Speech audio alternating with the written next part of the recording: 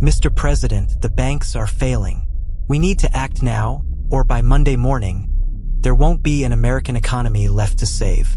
It's March 5, 1933. Franklin Roosevelt has been president for exactly 1 day. The man who just spoke is Treasury Secretary William Wooden, and he's holding a piece of paper that will change the relationship between American citizens and their government forever. Roosevelt doesn't hesitate. He signs it, the Emergency Banking Act. For days later, he's on the radio, explaining to 70 million Americans why their government just seized control of every bank in the country. It is safer to keep your money in a reopened bank than under the mattress. But what Roosevelt doesn't mention is that buried in that emergency legislation is something else entirely. A legal framework that gives the president powers no American leader was ever supposed to have. If you're watching, comment the word seized. That's how we'll know you're one of the few people who question what really happened that week in 1933. Because what happened wasn't just the saving of American banks. It was the birth of the modern emergency state. And once that door opened, no president has ever truly closed it. The official story is simple. Crisis hits. President responds. Order restored. Democracy saved. The real story is different. Crisis hits. President responds. Powers expand. Crisis ends. Powers remain.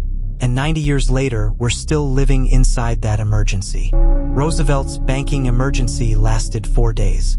But the legal authority it created never went away. By the end of his presidency, FDR had declared multiple national emergencies, created dozens of new federal agencies, and fundamentally altered the balance of power between the executive branch and everyone else. The pattern was set. Crisis equals opportunity. Opportunity equals power. And power, once taken, is rarely returned. But Roosevelt believed he was saving democracy. The next president to truly understand the emergency playbook had different ideas entirely. October 14, 1962. It's 6 a.m. and President John Kennedy is staring at photographs that could end the world. Soviet missiles in Cuba, 90 miles from American soil. How long before they're operational? Kennedy asks. We estimate 2 weeks, maybe less. Kennedy has a choice. Go through Congress, debate, deliberate, and watch nuclear weapons go online while politicians argue. Or use the emergency powers sitting dormant in federal law since the 1930s. He chooses the latter. Within hours, American warships are surrounding Cuba. Not because Congress declared war, but because the president decided they should be there. The Cuban Missile Crisis ends peacefully. The precedent it sets does not. Kennedy proved that in the nuclear age, democracy moves too slowly for the threats America faces. Future presidents took note. By 1976, America was running on 47 separate national emergencies, some dating back decades. Congress finally noticed and decided to do something about it. Senator Frank Church stood on the Senate floor that year holding a thick folder of documents. We have been operating under emergency conditions for 43 years. The emergency has become the norm. The National Emergencies Act was supposed to fix this. Every emergency would require public declaration, annual renewal, congressional oversight, real limits on presidential power. But there's a difference between writing a law and enforcing it. And Congress discovered something troubling about their new creation. It had given presidents a cleaner, more organized way to claim emergency authority. Instead of operating in legal gray areas, they could now declare emergencies openly, systematically, and with full legal backing. The law meant to limit emergency power had legitimized it instead. September 14, 1979. President Jimmy Carter is facing the Iran hostage crisis. American diplomats held captive in Tehran. Traditional diplomacy failing. Military options limited. Carter doesn't declare war. He declares a national emergency instead. With the stroke of a pen, he freezes billions in Iranian assets, blocks trade, and imposes sanctions that will last for decades. Congress watches from the sidelines as one man reshapes American foreign policy in real time. The Iran emergency is still active today. 44 years later, this is how the emergency state works. It expands during crisis and contracts never. But the hostage crisis revealed something else about emergency powers. They don't just allow presidents to respond to events. They allow presidents to create new realities. Carter used emergency authority to freeze Iranian assets. Those assets became leverage. Leverage became foreign policy. And foreign policy became the new normal way of conducting international relations. Other countries noticed. If America could impose economic warfare through emergency declarations, then traditional diplomacy was obsolete. The emergency state had become a tool of global power projection. By the 1980s, presidents were declaring emergencies for situations that wouldn't have qualified as genuine crises a generation earlier. Drug trafficking, trade disputes, political instability in other countries. Each emergency created new legal authorities, new government agencies, new ways of bypassing normal checks and balances. And then came September 11th, 2001. Today, our fellow citizens, our way of life, our very freedom came under attack. President George Bush is addressing the nation 3 days after the Twin Towers fell. But he's not just promising to hunt down terrorists. He's about to unleash emergency powers that make FDR's bank seizure look modest by comparison. The Patriot Act passes Congress with minimal debate. The Department of Homeland Security consolidates federal law enforcement under presidential control. The Foreign Intelligence Surveillance Court begins approving secret warrants for domestic surveillance. But the real revolution happens quietly, in classified legal memos that won't be revealed for years. The Bush administration's lawyers have discovered something remarkable in federal law. During declared emergencies, the president can suspend habeas corpus, detain American citizens indefinitely, and deploy military forces domestically. Not in theory. In practice, Guantanamo Bay opens for business. American citizens are declared enemy combatants and held without trial. The National Security Agency begins collecting phone records of every American. All of it legal under emergency authority. The war on terror becomes the forever war. The emergency powers become forever powers. Bush leaves office in 2009, but the legal infrastructure he built remains intact. His successor inherits not just the presidency, but the vast emergency apparatus that comes with it. Barack Obama campaigned on hope and change, but he kept the surveillance programs, the detention centers, and the legal framework for targeted killing. Obama even expanded some emergency authorities, using them to impose economic sanctions on Russia, cyber warfare capabilities, and a drone program that would eventually kill American citizens overseas without trial. When asked about these programs, Obama's response was telling. We tortured some folks, but we also killed some folks who needed killing. The emergency state had normalized activities that would have been unthinkable just 2 decades earlier. But Obama was still operating within the established framework. The next president would show just how far emergency powers could be stretched. January 25, 2017. President Donald Trump signs his first executive order, declaring a national emergency at the southern border. Congress hasn't approved funding for a border wall. No problem.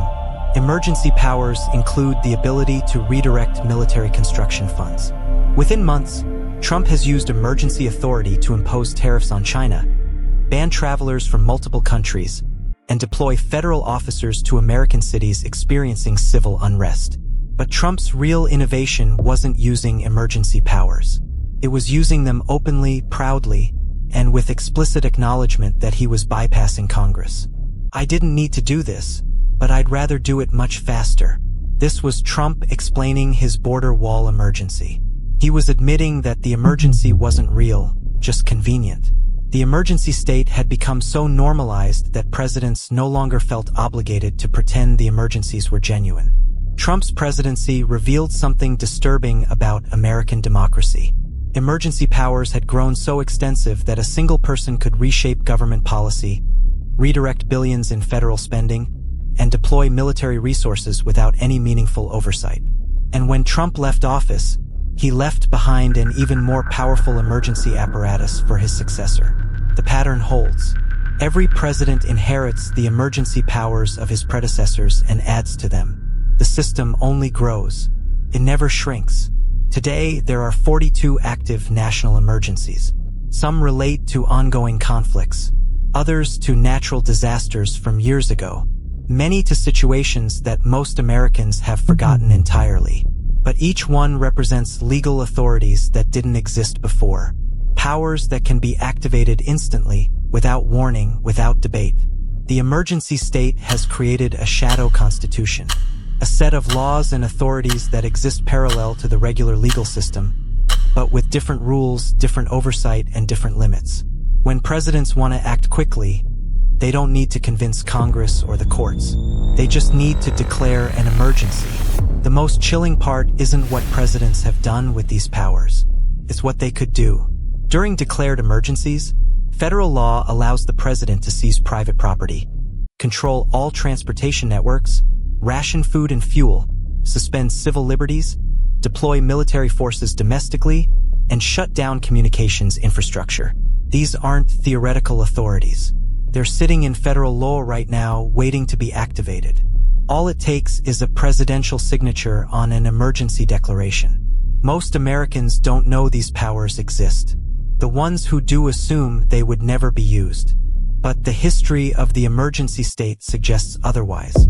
Every generation of Americans has watched their government claim new powers during crisis and assumed those powers would be returned when the crisis passed. They never are. Instead, each crisis becomes the justification for the next expansion of executive authority. Each emergency creates the legal precedent for a broader emergency. And we've reached the point where the emergency has become indistinguishable from normal government operations. The pandemic showed how quickly Americans could adapt to unprecedented government control over daily life. Stay-at-home orders, business closures, travel restrictions, mandatory health measures. Much of it was necessary. All of it was implemented through emergency authority. But when the health emergency ended, the legal framework remained. Future presidents now have precedent for controlling economic activity, restricting movement, and mandating medical procedures during declared emergencies. The emergency state feeds on itself. Each crisis expands the definition of what qualifies as an emergency. Each emergency expands the tools available for responding to future crises. There's no off switch. There's no reset button. There's only the next emergency and the next expansion of presidential power. The founders designed a system of government based on checks and balances, separation of powers, and democratic accountability. The emergency state has bypassed all of that. It operates on different principles: speed over deliberation, executive authority over legislative oversight, national security over individual rights. And it's not a corruption of the American system. It's become the American system. Congress still meets. Courts still issue rulings. Elections still happen. But the real power has migrated to a parallel system that operates in the shadows of crisis, emergency, and national security. Most Americans never see it. They live their daily lives under the impression that democracy still functions the way it did 50 years ago. But when government needs to act quickly, when normal processes seem too slow, when the situation demands immediate response, that's when the emergency state reveals itself. And in those moments, America looks less like a constitutional republic and more like something else entirely. The emergency state didn't emerge through revolution or conquest. It grew through precedent, legal interpretation, and the gradual acceptance of presidential power during crisis. Each generation inherited a slightly more powerful presidency and passed an even more powerful one to their children. The process has been so gradual that most people never noticed. Like a frog in slowly boiling water, American democracy has adapted to conditions that would have been unacceptable just decades earlier. But the water is still heating up. Future crises will create opportunities for even broader emergency powers. Climate emergencies, cyber emergencies, economic emergencies, health emergencies. Each one will seem necessary. Each one will expand presidential authority. Each one will become the new normal. The emergency state has momentum now. It doesn't need justification or explanation. It exists because it has always existed, at least within living memory. And that's perhaps the most disturbing aspect of this story. The emergency state has become invisible to the people living inside it. We've learned to see presidential power grabs as normal responses to difficult situations. We've accepted that democracy moves too slowly for the modern world. We've convinced ourselves that extraordinary times require extraordinary measures. But the times have been extraordinary for 90 years now, and the measures have become ordinary. The emergency has become permanent. The exception has become the rule, and we're still pretending it's temporary. If you made it to the end, comment seized. Let's see how many of you actually know the real version of this story.